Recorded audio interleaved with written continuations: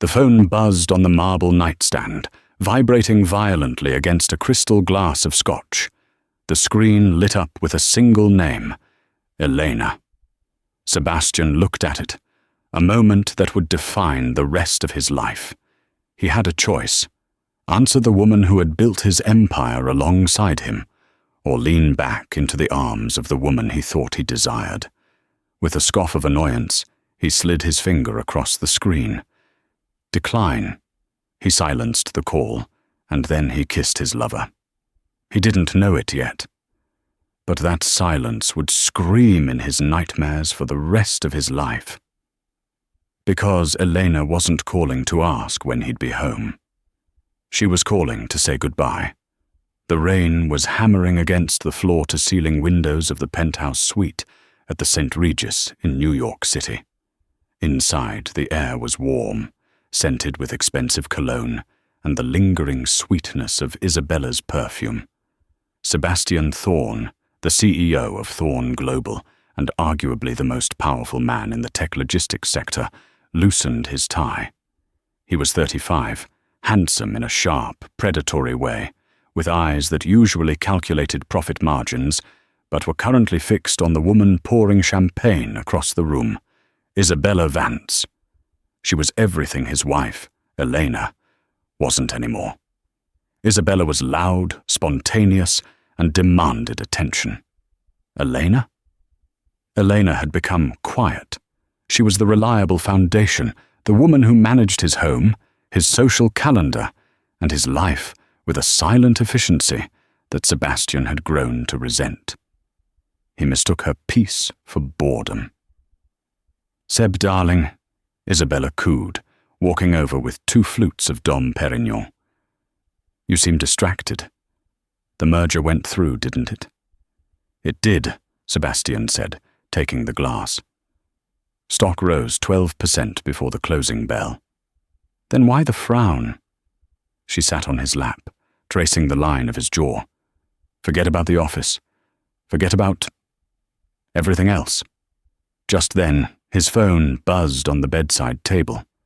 It was a harsh, jarring sound in the quiet luxury of the room. Sebastian glanced over. The screen illuminated the dim room. Caller ID, Elena, wife. Isabella rolled her eyes, letting out a dramatic sigh. "Does she have a radar? Every time we're together, she calls. It's 9:30 p.m., Sebastian. She probably wants to know if you want chicken or fish for dinner tomorrow." Sebastian felt a surge of irritation. He had told Eleanor he was in a high-stakes meeting with investors from Tokyo. He had explicitly said, "Do not disturb me unless the house is on fire." The phone kept buzzing. "Bzzzt, bzzzt, bzzzt." "Ignore it," Isabella whispered, leaning in close, her lips brushing his ear. "Show me who you want to be with." Sebastian looked at the phone one last time. He thought about answering. For a split second, a strange chill ran down his spine, a biological instinct, perhaps.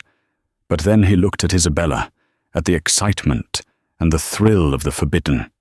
He reached out, his finger hovering over the green icon. Then, with a decisive swipe, he hit the red icon. Decline. He didn't just decline it, he flipped the phone face down. "Good boy," Isabella smiled. He kissed her, drowning out the nagging guilt in the back of his mind with the taste of expensive champagne. 1 hour later, Sebastian was buttoning his shirt, preparing to leave. The meeting was over. He needed to get back to his townhouse on the Upper East Side to maintain the charade. "Do you have to go?" Isabella asked from the bed, wrapped in the sheets. "You know I do. The gala is next week. If I don't make an appearance at home tonight, Elena will be suspicious," Sebastian said, checking his watch. He picked up his phone. He expected to see a text message from Eleanor. Usually, when he declined her calls, she would send a passive-aggressive text like, "Okay, just wanted to check in." But the screen was black. No texts. No voicemails from Eleanor. That was odd. However, There were 15 missed calls, not from Eleanor, 12 from Marcus Sterling, his chief legal officer and best friend, 3 from NYPD, 19th Precinct. Sebastian's stomach dropped. The champagne turned to acid in his gut. Marcus never called 12 times. Marcus was the calmest man he knew. He dialed Marcus immediately. "Seb?" Marcus's voice sounded wrong. It was breathless, panicked, stripped of its usual professional composure. "Where the hell have you been? I've been calling you for an hour." "I was in a meeting." "My phone was on silent," Sebastian lied automatically, walking toward the elevator. "What's going on? Is it the SEC?" "Forget the damn company, Sebastian!" Marcus shouted. Sebastian froze. Marcus never shouted. "It's Elena." The world seemed to tilt on its axis. The elevator doors opened with a cheerful ding, but Sebastian couldn't move his feet. "What about Elena?" Sebastian asked, his voice barely a whisper. "There was an accident, Seb, on the FDR drive. It's raining hard, and a semi-truck hydroplaned." Marcus took a jagged breath. "She's at Mount Sinai. You need to get there. Now." "God. Sebastian, they don't know if she's going to make it through the night." Sebastian dropped the phone. It hit the plush carpet of the hotel hallway with a dull thud. Decline. The image of his finger sliding across the screen flashed in his mind. Decline. He scrambled to pick up the phone and ran for the elevator, leaving Isabella shouting his name from the suite door. He didn't look back. The drive to Mount Sinai Hospital was a blur of red taillights and pouring rain. Sebastian ordered his driver to run 2 red lights, his heart hammering against his ribs like a trapped bird. "She's fine," he told himself. "Eleanor is tough. She's just injured. A broken leg. Whiplash. I'll pay for the best surgeons. I'll fix it. I fix everything." When he burst through the sliding doors of the emergency room, he was soaking wet, his tuxedo shirt unbuttoned at the collar, looking nothing like the composed billionaire featured in Forbes. "Elena Thorne!" he barked at the nurse at the front desk. "Where is my wife?" The nurse looked up, startled. But before she could answer, Marcus stepped out from a private waiting room. Marcus looked pale, his grey suit rumpled. He looked at Sebastian with eyes filled with a mix of pity and fury. "Marcus!" Sebastian rushed to him, grabbing his friend's shoulders. "Tell me she's okay. Tell me I can see her." Marcus didn't speak. He just shook his head slightly and pointed toward a doctor walking towards them. Dr. Aris Thorne, no relation, purely coincidental, but a renowned trauma surgeon, looked exhausted. He pulled off his surgical cap. "Mr. Thorne?" the doctor asked. "Yes. How is she?" "Your wife is in a coma," the doctor said, his voice professional but grave. "She suffered severe cranial trauma and massive internal bleeding. We've managed to stabilize her for now, but she is critical." Sebastian let out a breath he didn't know he was holding. "Okay, she's alive. That's what matters. She's alive." The doctor hesitated. He looked at Marcus, then back at Sebastian. "Mr. Thorne, there is something else. The trauma to the abdomen was extensive." Sebastian frowned. "Abdomen? We did everything we could," the doctor said softly, "but we couldn't save the pregnancy. Mrs. Thorne miscarried at the scene." The silence that followed was deafening. It was louder than the storm outside. "Pregnancy?" Sebastian whispered. "She was 14 weeks along," the doctor said. "It was a boy." Sebastian stumbled back until his back hit the cold white wall of the hospital corridor. 14 weeks? He didn't know. How did he not know? He thought back to the last few months. He had been so busy with Isabella. He had been coming home late, leaving early. He remembered Elena trying to talk to him 2 weeks ago at breakfast. "Sebastian, I have some news. Can we have dinner on Friday?" she had asked, her eyes bright with hope. "I can't, Elena. The Tokyo deal," he had snapped. She had been trying to tell him. "Can I see her?" Sebastian asked, his voice cracking. "Briefly. I see you, bed 4. Sebastian walked into the room like a man walking to his execution. The room was filled with the rhythmic beeping of machines, the only thing keeping Elena tethered to this world. She looked so small in the bed. Her face was bruised, a bandage wrapped around her head. Tubes ran in and out of her arms. Sebastian fell to his knees beside the bed. He took her hand. It was cold. "I'm sorry," he sobbed, burying his face in her palm. "I didn't know, Elle. I didn't know." His phone buzzed in his pocket. He ignored it. It buzzed again. He pulled it out, angry, ready to throw it across the room. It was a notification. Voicemail. Elena. Received, 9:30 p.m. His blood froze. The call he declined. It had gone to voicemail. His hands shaking violently, he held the phone to his ear.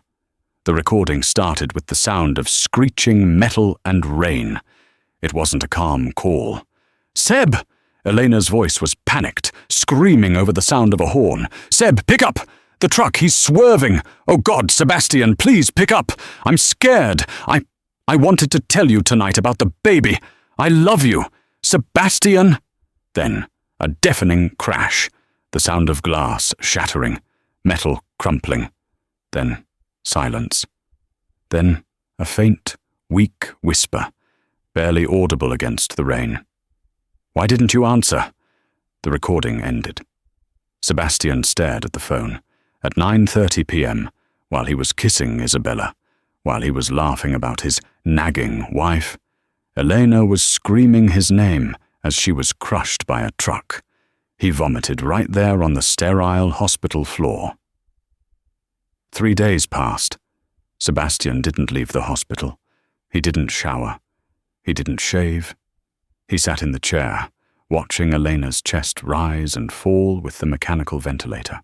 Isabella tried to visit once. She walked into the waiting room, wearing a black dress that was a little too tight, holding a bouquet of lilies. "Sebastian," she said softly. Sebastian looked up from his hands. When he saw her, he didn't feel desire. He felt a hatred so pure it almost blinded him. "Get out," he said.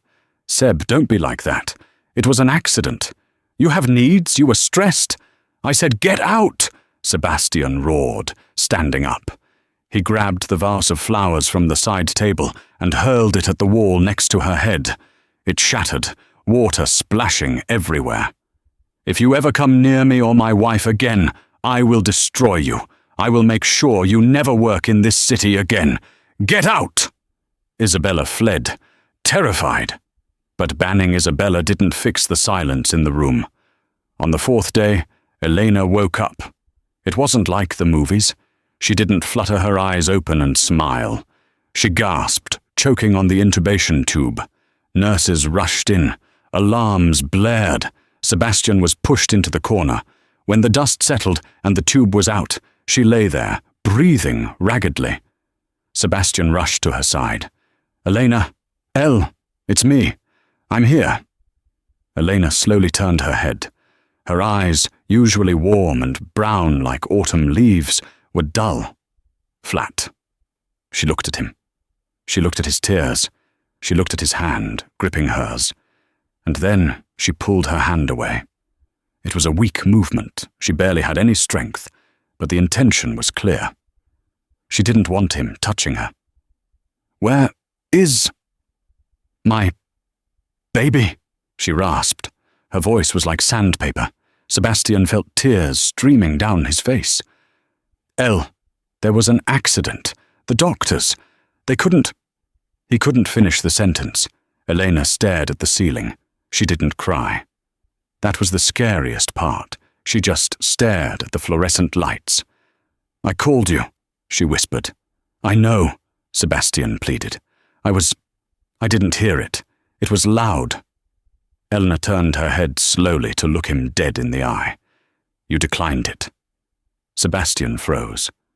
"I saw the screen," she whispered. I had you on speed dial, waiting for you to pick up. Before the car hit, I saw the call disconnect. You sent me to voicemail. Elena, Who were you with? No one. I was in a meeting. Don't lie to me, she said, her voice gaining a sudden, terrifying strength. Not now. Not after my son is dead. Sebastian crumbled. He couldn't lie to her face. Not now. I was with Isabella. Elena closed her eyes. A single tear leaked out, tracking through the dirt and bruises on her cheek. Get out, she said. Elena, please. We can work this out. I made a mistake. A horrible mistake. You didn't just cheat, Sebastian, she said, her voice hollow. You chose her. In the moment I needed you to save me, you chose her. And because of that, I was alone when our son died. He was my son too, Sebastian cried. Elena opened her eyes. They were ice cold. No, you don't get to claim him. You were too busy being a husband to your mistress. She pressed the nurse call button with a shaking hand. I want a lawyer, she said to the nurse who entered. And I want security to remove this man from my room. Elena, you can't do this. I'm your husband. Not anymore, she said. She turned away from him, facing the window. You died in that car wreck with me, Sebastian. The man standing here is a stranger. Security arrived 2 minutes later. Sebastian Thorne, a billionaire who owned half the city, was dragged out of the ICU, screaming his wife's name, while she lay in silence, staring at the rain. This was only the beginning of his penance. He thought losing the baby was the worst punishment. But he was wrong. Elena was about to show him what true loss felt like. The morning after Sebastian was thrown out of the hospital, he woke up in the master bedroom of his penthouse. For a second, he reached across the bed, expecting to feel Elena's warmth. He felt only cold, 1,000-thread count Egyptian cotton. Reality crashed down on him. The affair, the call, the baby. He sat up, his head pounding. I can fix this, he muttered to the empty room. I'm Sebastian Thorne. I fix everything. He called his personal assistant. Get the best florist in New York. I want 500 white roses sent to Mount Sinai, room 402. And call Cartier. Tell them I need the Diamond Panther bracelet, the one Elena looked at last year. Have it delivered to the hospital within the hour. He showered, shaved, and put on his armor, a charcoal bespoke suit. He convinced himself that Elena was just in shock. Grief made people say things they didn't mean. She couldn't really unlove him overnight. They had been together for 10 years. When he arrived at Mount Sinai 2 hours later, walking with the confidence of a man who owned the building, he carried a small velvet box. He marched to the ICU. He prepared his apology speech. He would beg, he would plead, he would promise to cut Isabella off. He already had. And eventually, Elena would forgive him. She always forgave him. But when he reached room 402, the door was wide open. The bed was stripped. The machines were off. The room smelled of disinfectant and emptiness. A nurse was changing the trash bag. Where is she? Sebastian demanded, panic rising in his chest. Where is my wife? The nurse looked up, unfazed. Mrs. Thorne was discharged 2 hours ago. Discharged? She was in a coma yesterday. She can't walk. She was transferred, the nurse said. A private medical transport team came for her, signed off by her legal proxy. I am her legal proxy, Sebastian shouted. Not anymore, sir. Sebastian froze. He ran out of the hospital and called Marcus. Marcus, where is she? Did you move her? I didn't do anything, Seb, Marcus said, his voice cold. But you should probably go home. A courier just dropped something off for you. Sebastian raced back to the penthouse. He threw open the heavy oak doors. Elena, he called out. Silence. He ran to her closet. It was empty. Not just empty. It was scrubbed clean. Her clothes, her shoes, her perfume bottles on the vanity, all gone. It was as if she had never lived there. On the kitchen island, there was a single manila envelope. Sebastian walked toward it slowly. His hands shook as he opened it. Inside were 3 things. First, a legal document. Petition for dissolution of marriage. It wasn't a negotiation. Elena wasn't asking for half his fortune. She wasn't asking for alimony. She wasn't asking for the penthouse. Under the section Assets Requested, there was a single word written in bold type: none. She wanted nothing from him. That hurt more than if she had taken everything. It meant his money, the thing he used to control everyone, was worthless to her. Second, a glossy photograph. It was a sonogram, a black and white grainy image of a small, curling form. On the back, in Eleanor's handwriting, it said, "His name was Leo. He had your nose. You will never meet him." Third, his wedding ring. The platinum band she had placed on his finger 10 years ago. Sebastian dropped the papers. He clutched the sonogram to his chest and fell to the kitchen floor. He didn't scream. He just sat there in the silence of his multi-million-dollar home, realizing that the silence was going to last forever. She hadn't just left him. She had erased him. 5 years later. New York City had changed, but Sebastian Thorne had stayed the same, only colder, harder, and richer. Thorne Global was now the undisputed king of logistics. Sebastian had ruthlessly acquired every competitor. He worked 18 hours a day. He didn't date. He didn't attend parties unless necessary. He fired people for minor infractions. The tabloids called him the Ice King. They speculated about why his wife had vanished, but Sebastian had spent millions burying the story.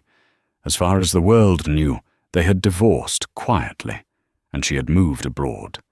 He hadn't heard from Eleanor in 5 years. Private investigators had failed. She had ghosted the entire planet. It was a rainy Tuesday in November when Marcus walked into Sebastian's office. Marcus was still the CLO, but their friendship was dead. They spoke only of business. "We have a problem," Marcus said, dropping a file on the glass desk. "I don't have problems. I have solutions." Sebastian didn't look up from his laptop. "What is it?" "A new firm is bidding on the Port Authority contract. They just undercut our bid by 15%. Sebastian laughed dryly. "Impossible. Our margins are razor thin. Anyone bidding that low is committing financial suicide." "Who are they?" "Phoenix Enterprises," Marcus said. "Based in Zurich. They popped up out of nowhere 2 years ago. They've been eating up market share in Europe, and now they're coming for New York." "Find out who the CEO is and buy them out," Sebastian ordered. "We can't. The CEO is anonymous. The company is held by a blind trust." "Everyone has a price, Marcus. Arrange a meeting. I want to see them at the Global Tech Gala tonight. If they're playing in my city, they need to kiss the ring." The Global Tech Gala was the event of the season. The Metropolitan Museum of Art was transformed into a glittering arena of power and wealth. Sebastian stood at the top of the stairs, holding a glass of whiskey, scanning the crowd. He was bored. He hated these people. They were all fakes. "Mr. Thorne," a voice came from behind him. "You seem to be looking for someone." Sebastian turned. He stopped breathing. The glass of whiskey slipped from his fingers and shattered on the floor, splashing onto his polished shoes. No one moved to clean it up. Standing before him was a woman. But not just any woman. She wore a dress of blood-red silk that hugged every curve, with a back that plunged dangerously low. Her hair, once long and wavy, was now a sharp, chic bob cut that framed her face like a blade. She wore diamonds that Sebastian hadn't bought her. But it was her face, The scar on her temple from the accident was gone, covered by makeup or surgery. Her eyes, once warm and brown, were now hardened steel. "Elena?" Sebastian whispered. The name felt foreign on his tongue after 5 years. She smiled. It wasn't a warm smile. It was the smile of a predator spotting a wounded deer. "Hello, Sebastian," she said. Her voice was different, lower, more commanded. It lacked the hesitation she used to have. You're alive," Sebastian stammered. He reached out to touch her arm, desperate to verify she was real. She didn't flinch, but a man stepped between them. He was tall, broad-shouldered, with dark skin and eyes that looked at Sebastian with utter contempt. He placed a protective hand on Eleanor's lower back. "I believe the lady prefers not to be touched," the man said calmly. Sebastian glared at him. "Get out of my way. Who are you?" "I'm Julian Banks," the man said smoothly, COO of Phoenix Enterprises. Sebastian's eyes snapped back to Elena. "Phoenix? You?" "I'm the CEO, Sebastian," Elena said, taking a sip of champagne. "Did you receive my bid for the Port Authority contract? I hear Thorn Global is panicking." Sebastian felt dizzy. The wife who used to ask him for money to buy groceries, the wife who didn't know the difference between a stock and a bond, was the CEO of the company trying to destroy him? "How?" he rasped. You didn't know anything about business." Eleanor took a step closer. She smelled of a new perfume, something spicy and dangerous, not the floral scent she used to wear. "I had 5 years, Sebastian," she whispered, leaning in so only he could hear. "I spent 1 year learning how to walk again. I spent 1 year grieving my son. And I spent 3 years learning how to destroy you. Do you remember what you did while I was dying in that car?" Sebastian flinched. "You declined my call," she said. "Now, I'm going to decline your future."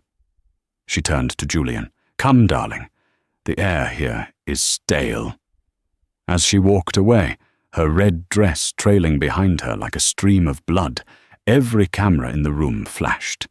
Sebastian stood amidst the broken glass of his whiskey, realizing that the ghost he had mourned was actually a monster he had created. The morning after the gala, the atmosphere inside Thorn Tower was brittle enough to snap. It was 5 a.m. The sun hadn't yet risen over the Hudson River, but Sebastian Thorn was already pacing the length of his executive conference room. The floor-to-ceiling windows reflected his own image back at him, a man running on 2 hours of sleep, fueled by espresso, and a burning, humiliated rage. He had seen a ghost the night before. Elena, his wife, alive, rich, powerful. But fear wasn't the dominant emotion coursing through Sebastian's veins. It was arrogance. He was Sebastian Thorn. He had built a logistics empire from the ground up. Elena? She was a housewife who used to get anxious ordering at a restaurant. She might have a new haircut and a fancy title, but she couldn't possibly outmaneuver him in his own arena. "Marcus!"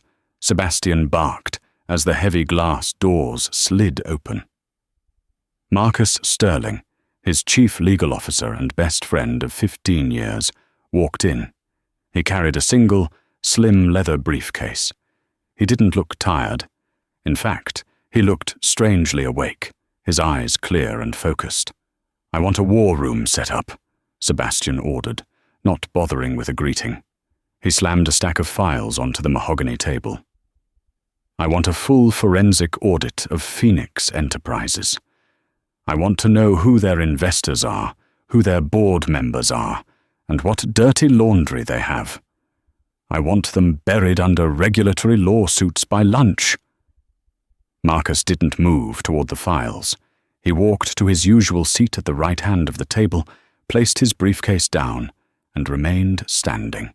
"Did you hear me?" Sebastian snapped, turning to face him. "I said I want them buried." "We can't do that, Sebastian," Marcus said. His voice was even, devoid of its usual warmth. Why the hell not? I pay you to be a shark, Marcus.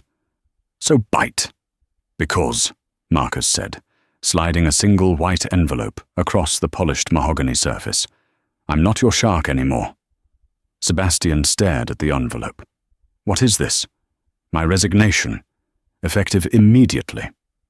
Sebastian let out a harsh, incredulous laugh. You can't resign. We're in the middle of a hostile bid. And besides, you have a non-compete clause. If you walk out that door, I will sue you into oblivion. You won't be able to practice law in a lemonade stand, let alone a corporation.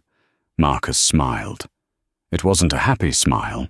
It was the sad, pitying smile of a man looking at a rabid dog that needed to be put down.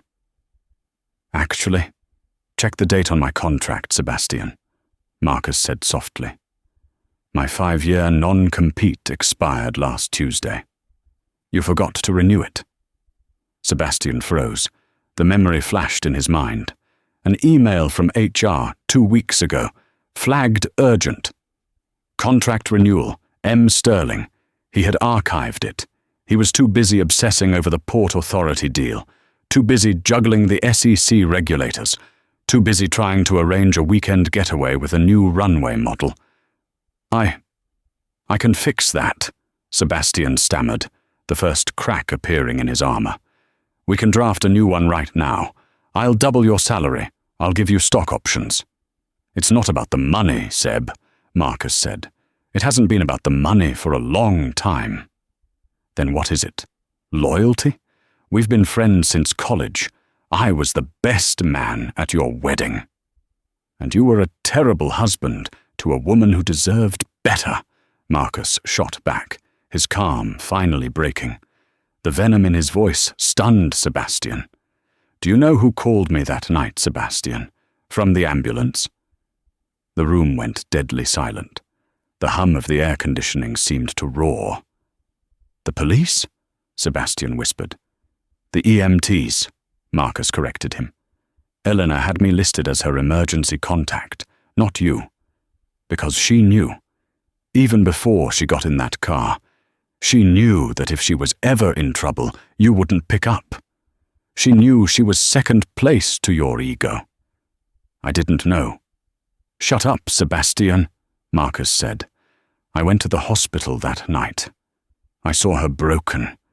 I saw her mourn the son you didn't even know existed. And when she woke up, when she asked for help disappearing, I didn't hesitate. I helped her leave. I helped her build Phoenix. Sebastian felt like the floor was tilting. You? You've been working with her for 5 years? Every single day, Marcus nodded. I stayed here, in this office, listening to you brag about your conquests, watching you cut corners, gathering evidence. I wasn't your CLO, Sebastian. I was a spy. You traitor, Sebastian hissed, stepping forward, his fists clenched. Sit down, Mr. Thorne. The voice came from the doorway. It was cool, commanding, and sliced through the tension like a razor blade. Elena walked in. If she looked dangerous at the gala, she looked lethal now. She wore a tailored white suit that cost more than most people's cars. Her heels clicked rhythmically against the marble floor. Click, click, click. A countdown to detonation. She didn't look at Marcus. She looked straight at Sebastian. You can't be in here, Sebastian snarled, though his voice lacked its usual fire. Security. Security has been instructed to stand down, Elena said calmly. She walked to the head of the table, Sebastian's chair. She rested a manicured hand on the leather headrest. Because technically, I own the building. You're delusional, Sebastian spat. Thorne Global is a fortress. My debt is private, held by the Zurich Bank. The Zurich Bank, Elena repeated, a small amused smirk playing on her lips. Do you know who the majority shareholder of the Zurich Bank's private equity arm is? Sebastian blinked. No one knows. It's a blind trust. It's the Roth family trust, Elena said. So, My mother's maiden name was Roth, Elena said softly. Sebastian stopped breathing. The name hung in the air. Roth, as in the European banking dynasty, as in old money. Money that made Sebastian's tech fortune look like pocket change. I didn't know, Sebastian whispered. You never said. You never asked, Elena countered, her voice devoid of pity. In 10 years of marriage, did you ever ask about my grandparents? Did you ever ask why I spoke French so fluently? No. You assumed I was just a poor girl from Ohio who got lucky marrying you. You loved being the savior, Sebastian. You loved thinking you rescued me. She walked around the table, closing the distance between them. My grandmother left me the trust when she passed away 7 years ago. I never touched it, because I wanted to build a life with you, not your bank account. But when I needed to burn you to the ground, it came in handy. She dropped a heavy file on the table. It landed with a thud that echoed like a gavel strike. Phoenix Enterprises, funded by the Roth Trust, has acquired 51% of the voting shares of Thorn Global's distressed debt. We aren't just a competitor, Sebastian. We are your creditors, and as of this morning, we are calling in the loans. Sebastian scrambled to grab the file. He flipped through the pages, his eyes scanning the numbers. It was a massacre. Tranches A, B, and C of his corporate debt, hundreds of millions of dollars, were now owned by Phoenix. You have 48 hours, Elena said, checking her watch as if she had a lunch reservation to get to. Repay $1.2 billion in full, or Phoenix Enterprises exercises its right to convert the debt into equity, which would give me controlling interest in the company. I don't have $1.2 billion liquid, Sebastian shouted, throwing the papers down. My assets are tied up in ships, in warehouses, in the Tokyo merger. You know I can't pay that. I know, Elena said. That's the point. You're destroying the company just to hurt me. Thousands of people work here, Elena. The company will be fine, she assured him, under new management, efficient management, ethical management. I won't let you, Sebastian growled. I'll fight you. I'll drag this out in court for years. I'll countersue for conflict of interest regarding Marcus. I'll bury you in litigation. Elena sighed, looking bored. She turned to Marcus. He still thinks he has leverage. Show him the other thing. Marcus opened his briefcase. He pulled out a small USB drive and placed it on the table. What is that? Sebastian asked, wary. 2 days ago, Elena said, Isabella Vance called my office. Sebastian flinched at the name of his former mistress, the woman he had declined Elena's call for. She's broke, Sebastian, Elena continued. Apparently you cut her off quite abruptly after the accident. She was looking for a payout. She wanted to sell her story to the tabloids. The Billionaire's secret affair. She has photos, she has texts. She even has a voicemail you left her that night, promising to leave your wife. Sebastian felt the blood drain from his face. If that got out now, amidst the financial instability, the stock wouldn't just drop. It would be delisted. The board would fire him for cause. He would be a pariah. I bought the rights, Elena said simply. Exclusive ownership of her story, her photos and her silence. Cost me $1 million. Pocket change. You bought my mistress? I bought the gun you pointed at your own head, Elena corrected. She leaned in close, invading his personal space. For the first time in 5 years, he could smell her perfume. It wasn't the soft vanilla she used to wear. It was something spicy, dark, and dangerous. Here is your choice, Elena whispered. You surrender. You sign over the CEO position to me. You transfer your voting shares. If you do that, I bury the Isabella story. You leave with your reputation intact, if not your pride. And if I don't? Then I release the story on the same day I declare the debt in default. You lose the company, you lose your money, and you become the most hated man in America. The man who cheated on his pregnant wife while she was dying on the side of the road. She pulled back, her eyes cold and hard as diamonds. "Tick-tock, Sebastian. You have 48 hours. She turned on her heel and walked toward the door, Marcus falling into step behind her. "Elena!" Sebastian called out, his voice cracking. She stopped at the door but didn't turn around. "Why?" he asked, his voice sounding small and broken in the massive room. "Why go to all this trouble? Why not just divorce me and take half?" She turned her head slightly, just enough so he could see her profile. "Because taking half would imply we were partners," she said. "And as you made very clear that night, I was never your partner. I was just an option you declined."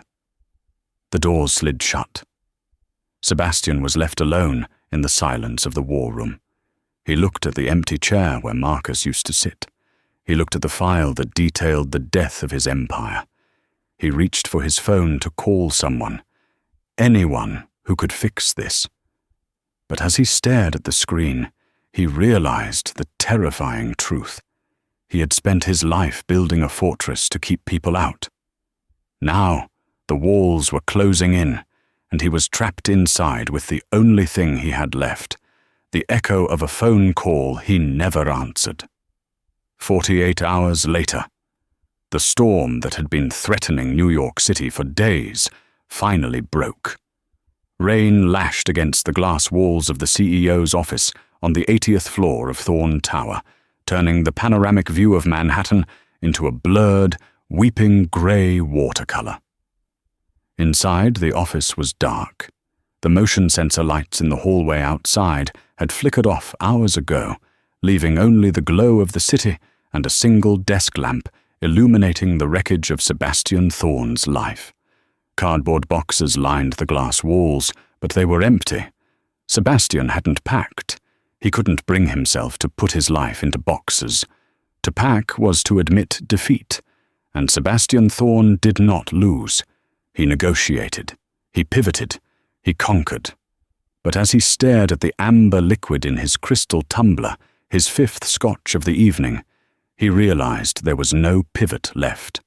The past 48 hours had been a blur of legal screaming matches and financial hemorrhaging.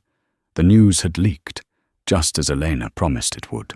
Mysterious Phoenix Enterprises initiates hostile takeover of Thorn Global. The stock had plummeted 60% by the closing bell yesterday. Today, the board of directors, men and women Sebastian had made rich, people he had invited to his wedding, had voted unanimously to remove him as CEO, pending an internal investigation. He was a king without a kingdom, sitting on a throne that had already been sold for scrap. The heavy oak doors to his office creaked open. Sebastian didn't turn around. He stayed facing the window, watching the rain drown the city. "You're late," Sebastian rasped. His voice was rough, the result of 2 days of shouting and 2 nights of drinking. "The cleaners come at 10. You might want to tell them not to bother dusting my desk." "I own the cleaning company now, Sebastian. They'll come when I tell them to." The voice was soft, but it carried a weight that hit him harder than a scream. It was Eleanor. He slowly swiveled his leather chair around. She stood in the doorway, framed by the shadows. She wasn't wearing the red dress from the gala, nor the white power suit from the boardroom. She was wearing a simple black trench coat, belted at the waist, with black leather gloves. She looked like she was attending a funeral. Maybe she was. "You came to gloat?" Sebastian asked, gesturing vaguely with his glass. "Come on in. Pour yourself a drink. It's top shelf, paid for by the company credit card, while it still works." Eleanor walked into the room. She didn't take a seat. She stood on the other side of the massive mahogany desk, the desk that had always served as a barrier between Sebastian and the rest of the world.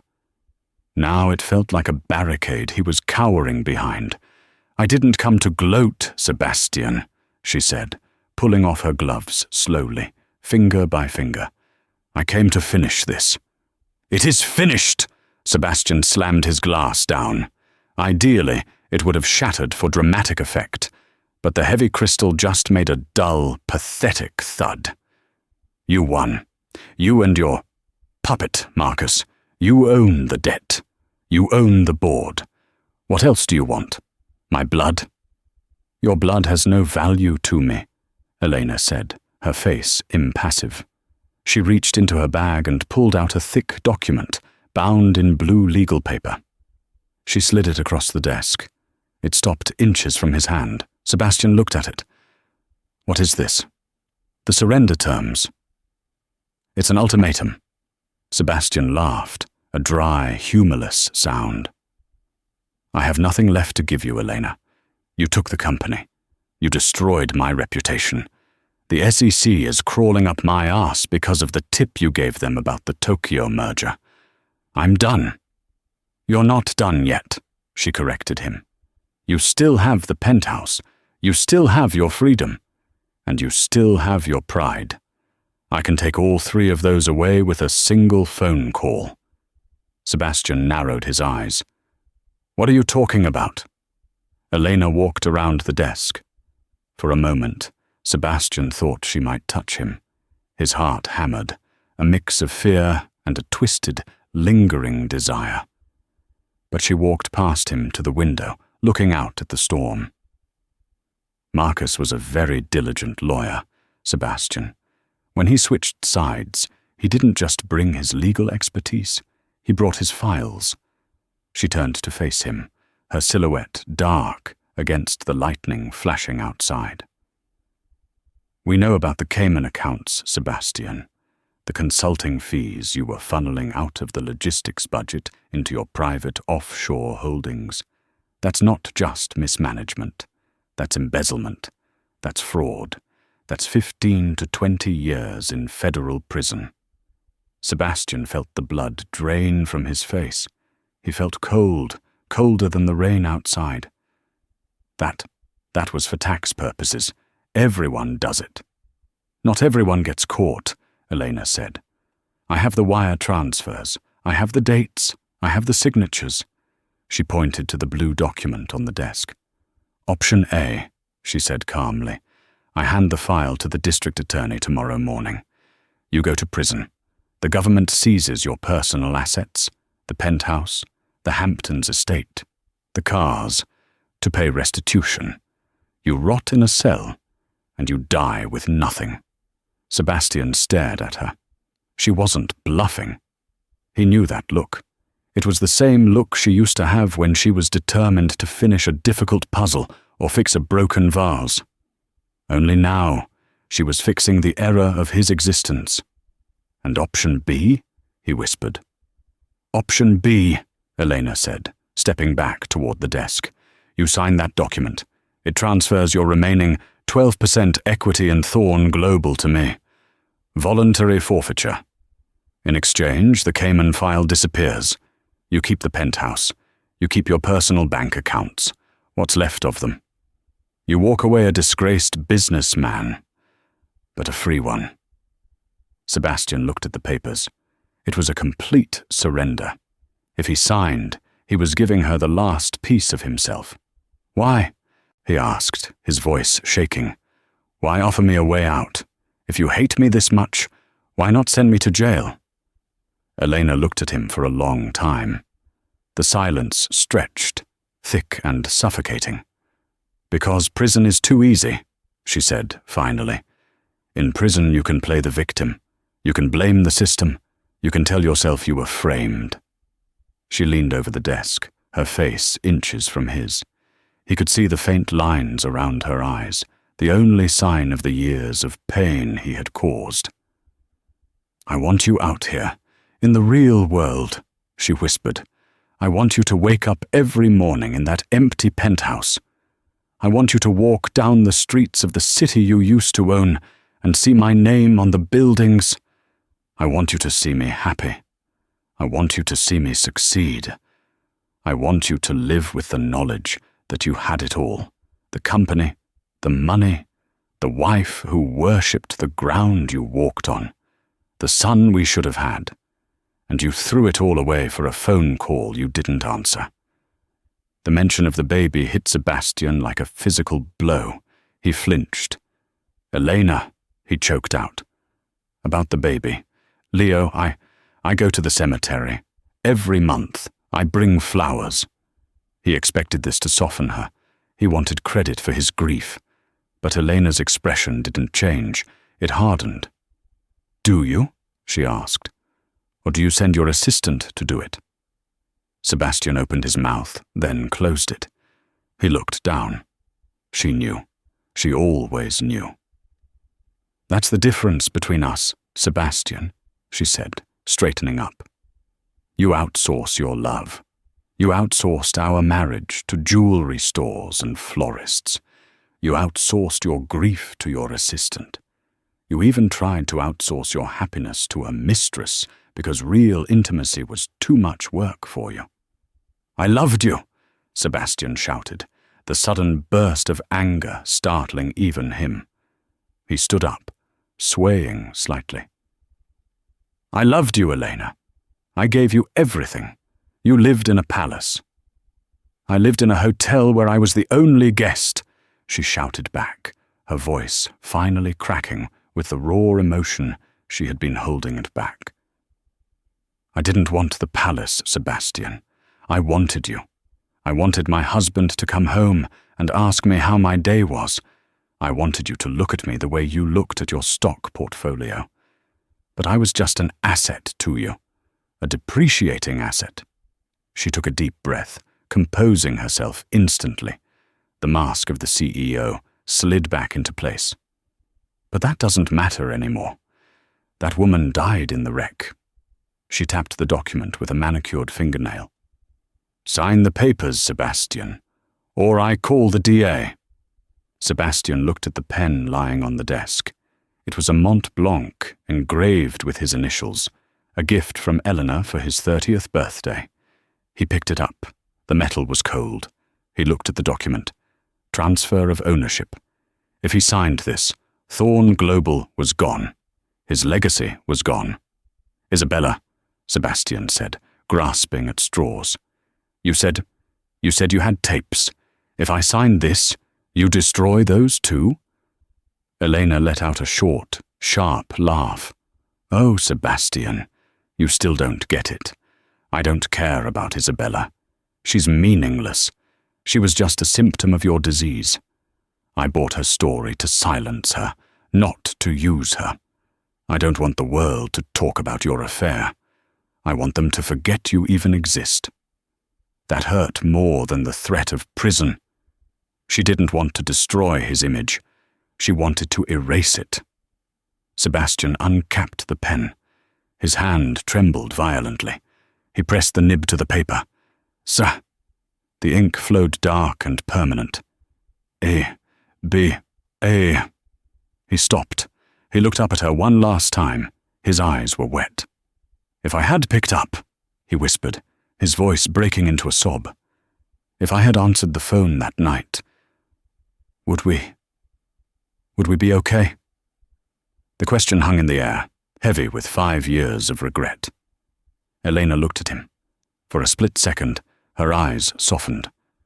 For a microsecond, he saw the wife he had lost. He saw the woman who used to make him pancakes on Sundays. He saw the mother of his unborn child. "If you had picked up," she said softly, "you would have heard me tell you that I loved you. You would have heard me tell you about our son. And I would have died knowing I wasn't alone." Her eyes hardened again, turning back into steel. "But you didn't pick up, and we will never know." Sebastian let out a ragged breath.